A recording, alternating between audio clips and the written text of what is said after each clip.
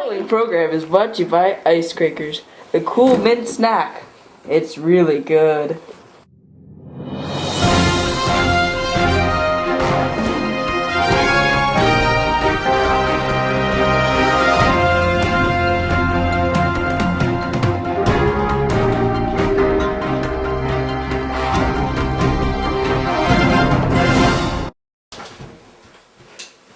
Hi, I'm Matthew Zeroni from MC News, and this is what's happening in your world tonight. Here's our co-anchor, Colin Forrest, with the international news. Hello, I'm Colin Forrest. Thanks, Matt. We all love Obama. He has a great smile and is a great leader. In fact, he won the election with 82% of Canadians approving, and only 64% of Americans approving. Maybe we should trade presidents. That's a good idea. However, most of this is actually affecting Prime Minister Harper. Although George Bush was a good president, he wasn't Canada's favorite. Prime Ministers used to be able to get easy publicity points by making defiant remarks about the White House. However, with Obama, that's not the case. In fact, only 38% of Canadians approve of Harper. How this affair will end is still undetermined. Back to you, Matt. And now to our weatherman, Randy Thompson. Thanks, Matt. I'm Randy Thompson with the weather. On Monday, February 23rd, we're going to experience some cloudy periods with a probability of precipitation of 20%, a high of -5 degrees Celsius, and a low of 10 degrees Celsius. On Tuesday, we are going to see mainly sunny, maybe some clouds. Probability of precipitation is 10%. High is going to be -3 degrees Celsius, and low is going to be 14 degrees Celsius. Wednesday, we're going to have some isolated flurries. We're going to have a probability of precipitation 40%, with a high of 0 degrees Celsius and a low of -9 degrees Celsius.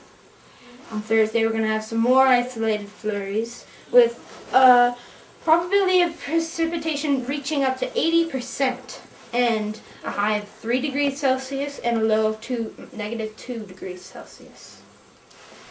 On Friday, we'll have cloudy with showers, a probability of precipitation 90%, a high of 8 degrees Celsius and a low of -8 degrees Celsius.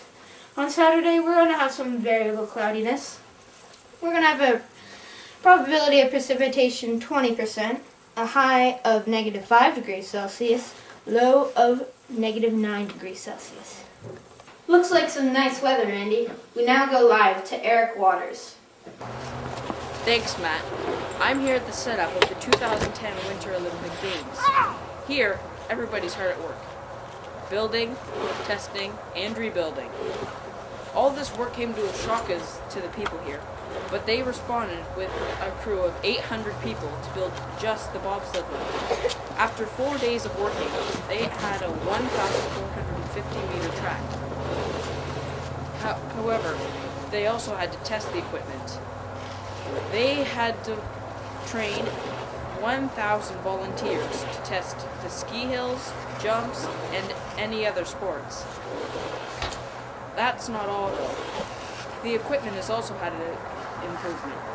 But don't take my word for it. With me here, I have a young Adam Babinski. Tell me, Adam, what's the new bobsleds like? Well, they're really exciting and exhilarating and fun. Are they safe? I would, if you know what you're doing, it's really safe. But if you're unexperienced and you haven't been trained, I wouldn't recommend it. So, do you think all this work is going to be worth it in the end? Definitely. The 2010 Olympics are going to be awesome. Canada's going to win. Well, folks, all this work seems to have paid off for now. But this is actually just the tip of the iceberg. Or in this case, the ski hill. Back to you, Matt. This week in Connecticut, a 200-pound 14-year-old chimpanzee attacked a woman, almost causing her death.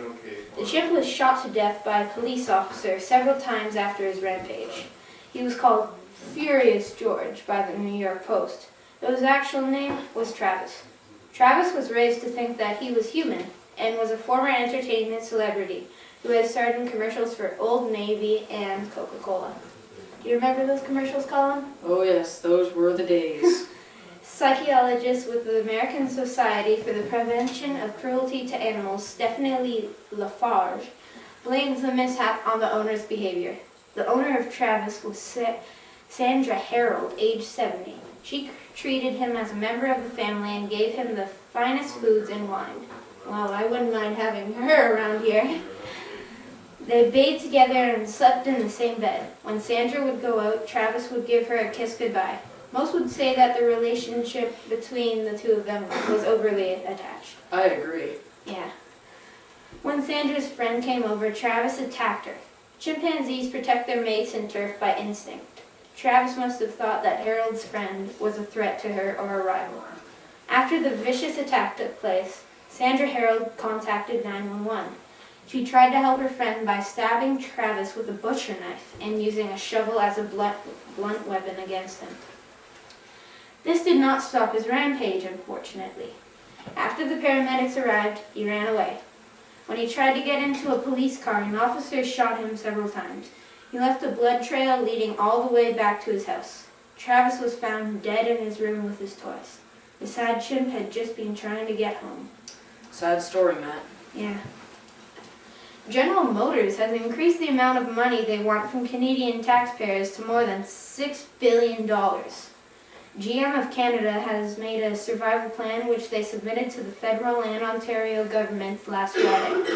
This plan calls for a lot more loans than GM was offered originally, as well as making some changes to the way GM operates. These changes will include wage and salary cuts for all employees and a large reduction in dealers. GM also said that if the plan is accepted, they won't have to make any further job cuts or plants at this time. GM has already made many cuts and has now reduced its workforce to 7,000, compared to the 20,000 they employed just 5 years ago. Wow, that's a major decrease. GM also indicated in the plan that over the next 5 years they would reduce the current 700 retailers to between 450 and 500. To sum up all of the losses, GM will have a 10% reduction in executive salaries, an estimated closure of 450 dealerships by 2014, and 7,000 workers. And now to Jeff Anderson with the sports.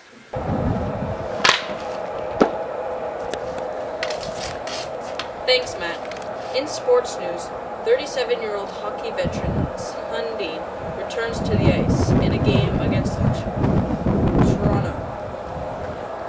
After the first 20 minutes and 34 seconds, he managed to score 3 goals.